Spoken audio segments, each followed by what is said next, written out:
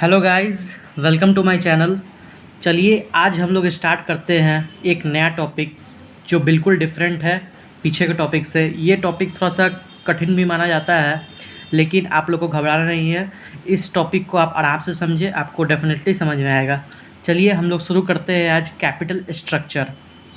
तो देखिए, capital structure का मतलब होता है it is the proportion of debt and equity used for financing the operation of the business. Okay, ये बिजनेस को ऑपरेशन को डन करने के लिए, बिजनेस के ऑपरेशन को डन करने के लिए ये डेट और इक्विटी का यूज़ करता है। मतलब कंपनी का जो लेने का, पैसा लेने का जो तरीका है फाइनेंस रेज करने का, वो किस किस माध्यम से हो सकता है। या तो वो डेट से होगा, नहीं तो वो इक्विटी से होगा। वही बात लिखा हुआ है यहाँ पे, it is the proportion of debt and equity. यह दोनों से मिला हुआ है, डेट से भी और इक्विटी से भी। Used for financing the operation of the business, business के ऑपरेशन को डन करने के लिए। तो कैपिटल स्ट्रक्चर का जो होता है, कंपनी का जो कैपिटल स्ट्रक्चर बनता है वो दोनों से बनता है, डेट से भी और इक्विटी से भी।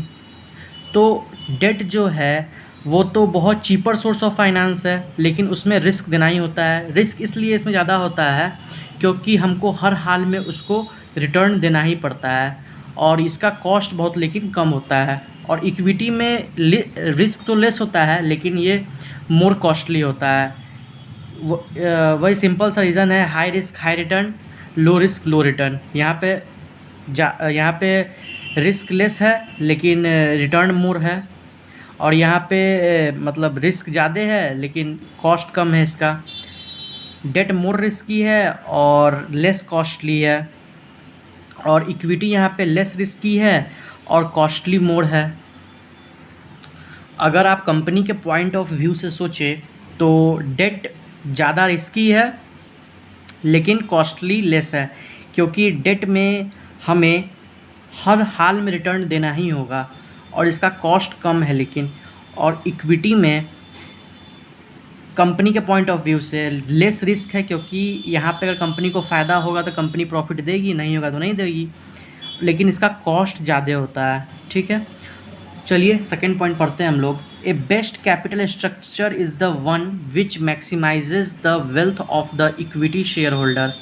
एक बेस्ट कैपिटल स्ट्रक्चर वो होता है जो कंपनी के शेयर होल्डर का वेल्थ मैक्सिमाइज करे, वो एक बेहतर कैपिटल स्ट्रक्चर होता है।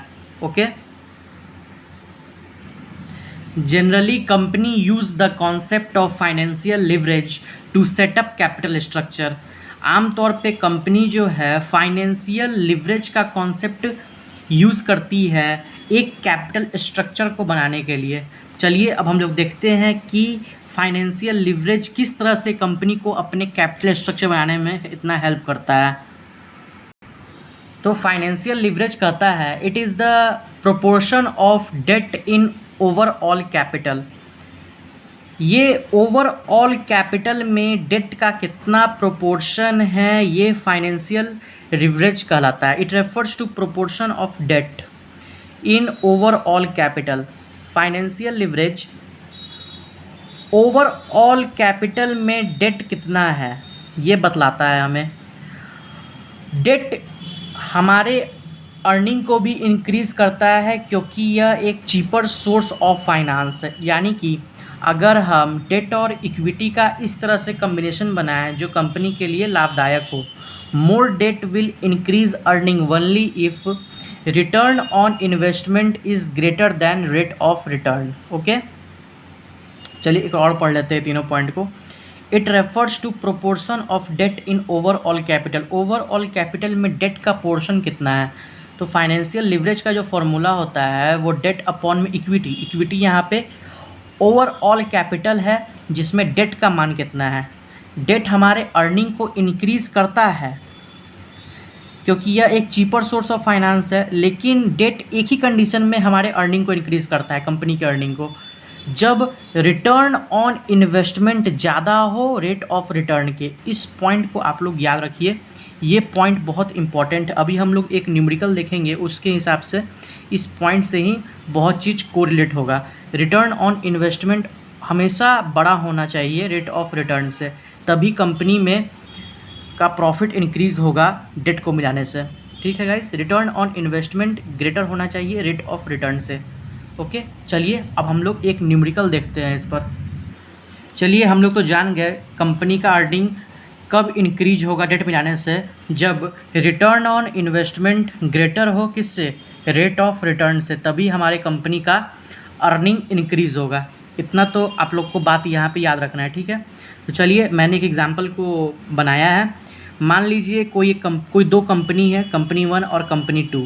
ठीक है, तो टोटल कैपिटल कंपनी का, दोनों कंपनी का 40 लाख रुपया है।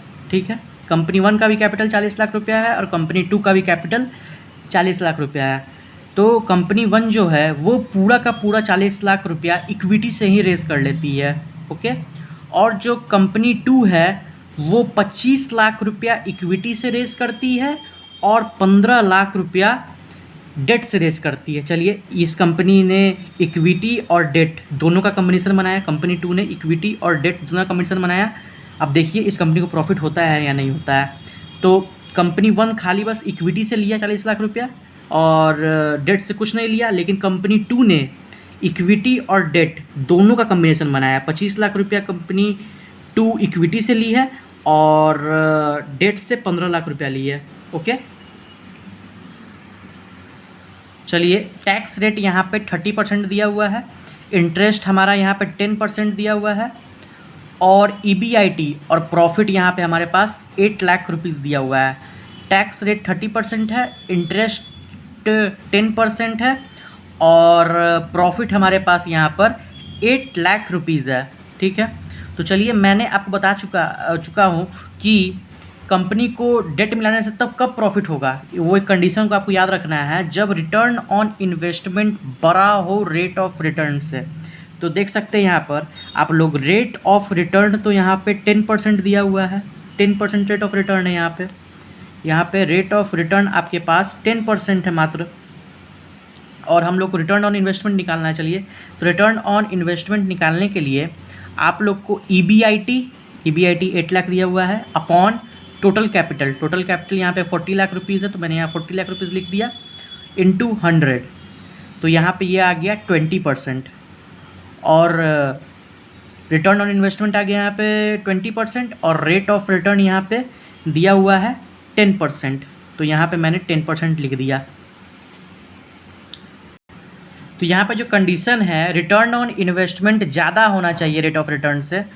तो आप लोग यहाँ पे देख सकते हैं कि रिटर्न ऑन इन्वेस्टमेंट ज़्यादा आया है, 20% आया है, यहाँ पे निकाला है मैंने, और रेट ऑफ रिटर्न 10% आया है। तो इसका मतलब है कि कंपनी 2 को प्रॉफिट ज़रूर होगा, इसीलिए कंपनी 2 को डेट को अपने कैपिटल स्ट्रक्चर में इन्वॉल्व करना चाहिए। और कंपनी 1 को देख लेते हैं क्या होता है। अब देखिए, कंपनी 1 का EBIT दिया हुआ है 8 लाख रुपीज़ दिया हुआ है, जिसमें से इंटरेस्ट कुछ नहीं होगा, जीरो हो जाएगा, क्योंकि इसने तो कोई भी डेट को तो इंक्लूड किया नहीं, तो सीधा सीधी जीरो हो गया। तो EBT जो आया, अर्निंग बिफोर टैक्स, वो आया 8 लाख रुपीज़ और टैक्स का रेट दिया हुआ है 30%। तो टैक्स मैंने इसमें से घटा दिया, 8 लाख का 30% हो जाएगा 2,40,000। तो EAT जो आया वो आया 5,60,000। ओके, चलिए, तो हमारे पास EAT निकल के आ गया, EAT अर्निंग आफ्टर टैक्स 5,60,000। अब हम लोग EPS निकालेंगे, अर्निंग पर शेयर, एक शेयर पे कितना कमाई हुआ। तो अर्निंग पर शेयर का फॉर्मूला होता है EAT upon number of shares.